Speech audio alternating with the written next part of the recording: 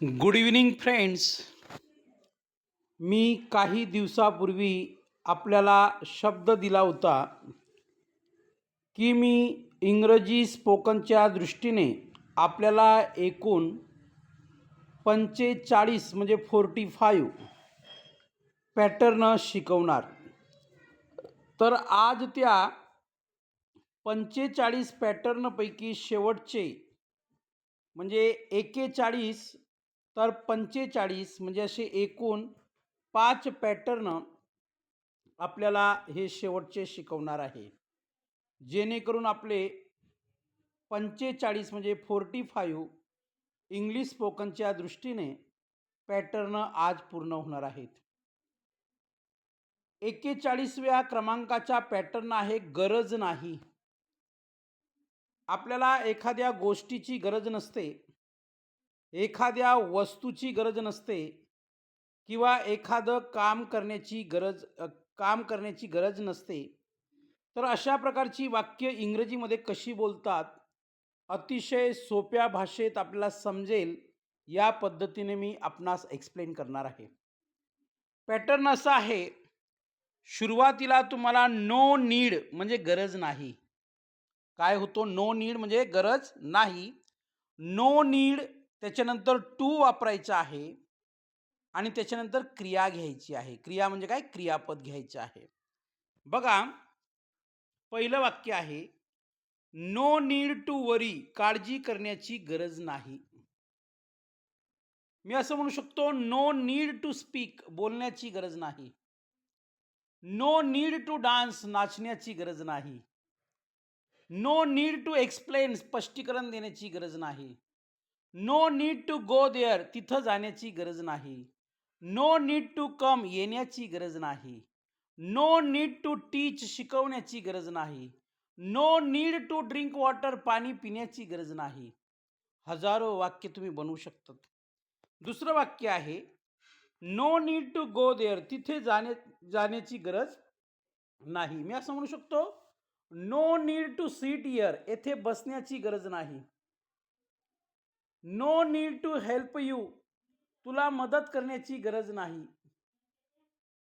No need to लिसन, ऐकण्याची गरज नाही. No need to write anything, काहीही लिहिण्याची गरज नाही. By this way we can make 1000 of sentences to develop our communication or speaking skill. Right. त्याच्यानंतर बघा, 42व्या क्रमांकाचा पॅटर्न आहे, मी करण्यासाठी उत्सुक आहे. म्हणजे एखादी गोष्ट मला करायची आहे, तर ती गोष्ट मी किती आनंदाने करू शकतो, ती गोष्ट मी किती चांगल्या प्रसन्न मनाने करू शकतो, मी किती समाधानाने करू शकतो, त्यासाठी मी करण्यासाठी उत्सुक आहे.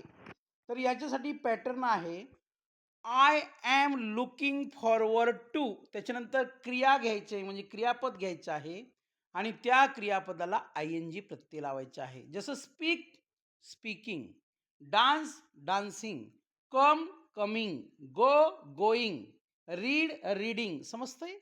बघा मग वाक्य कसं आहे बघा. I am looking forward to meeting you, मी तुम्हाला भेटण्यासाठी उत्सुक आहे. मी असं म्हणू शकतो, I am looking forward to teach you, मी तुम्हाला शिकवण्यासाठी उत्सुक आहे. मी असं म्हणू शकतो, I am looking forward to speaking you, मी तुमच्याशी बोलण्यासाठी उत्सुक आहे. राईट. त्याच्यानंतर I am looking forward to seeing the result, मी निकाल पाहण्यासाठी उत्सुक आहे. म्हणजे हा पॅटर्न वापरून तुम्ही 5 वाक्य, 10 वाक्य, जेवढी काही आपल्याला शक्य आहेत, you can make such a sentences with the help of given pattern. Right.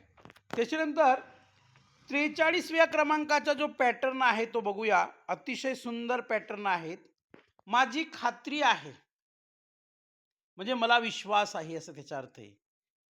मग अशा प्रकारची वाक्य बोलण्यासाठी पॅटर्न काय आहे बघा. आय ॲम शुअर दॅट म्हणजे मला खात्री आहे.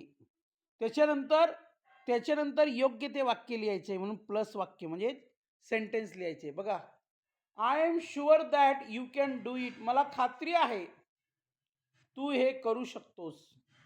I am sure that you can come, मला खात्री आहे तू येऊ शकतोस.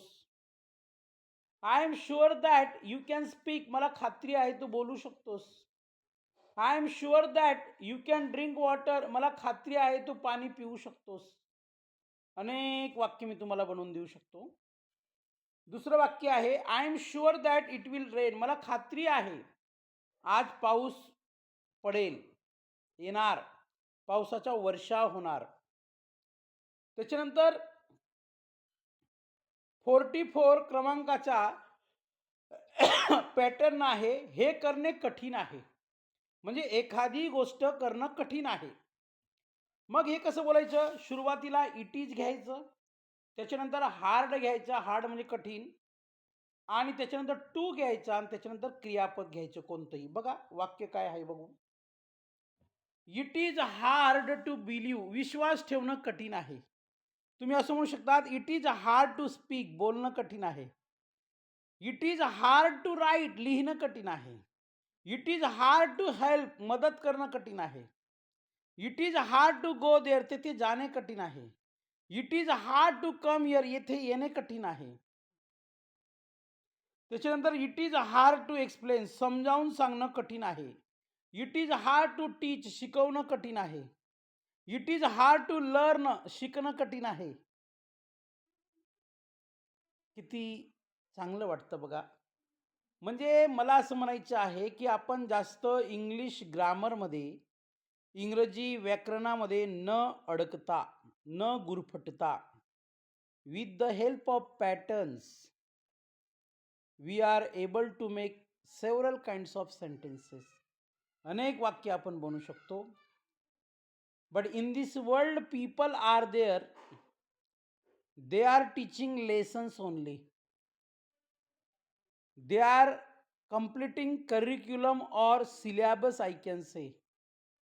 But on the other hand, nobody is there to teach you English spoken.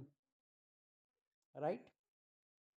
त्याच्यानंतर 45व्या क्रमांकाचा जो पॅटर्न आहे, शेवटचा पॅटर्न, तो काय म्हणतो बघूया. तो पॅटर्न असे दिसते की, म्हणजे असे दिसते की म्हणजे असे लक्षात येते की, असं त्याचा अर्थ आहे बघा.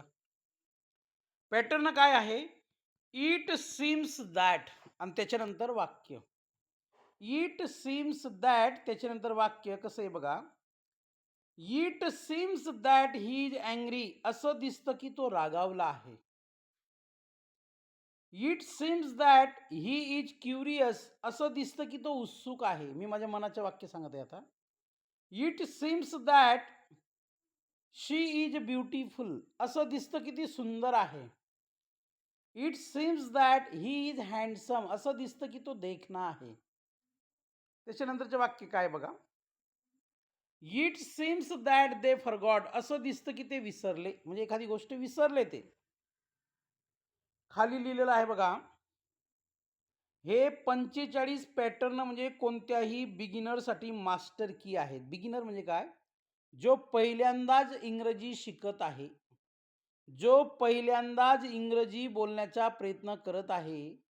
For him or her, these are the best 45 master keys to develop their communication skill, to develop their spoken, right?